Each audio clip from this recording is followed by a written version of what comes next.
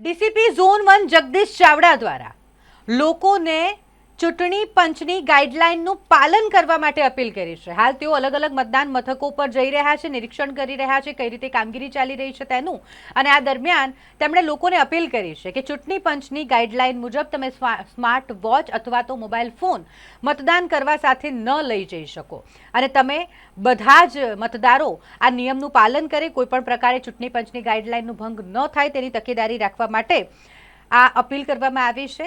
Mobile phone અને smart watch મતદાન કરવા ન લઈ જવા ડીસીપી ઝોન 1 જગદીશ ચાવડાની લોકોને અપીલ।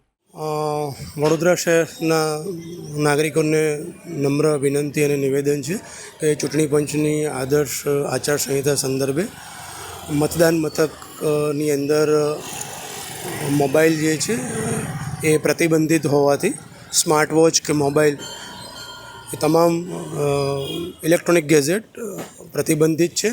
એ તમામ નાગરિકોને એવી અમારી નમ્ર અપીલ છે કે પોતાનો મોબાઈલ સુરક્ષિત પોતાના સગા સંબંધીઓ કે મિત્રોને આપીને આવે, અન્યથા કોઈ સુરક્ષિત સ્થળે એમના મિત્રોને અથવા ઘરે મૂકીને આવે, જેથી મતદાન જે છે પ્રક્રિયા સારી રીતે સંપન્ન થઈ શકે।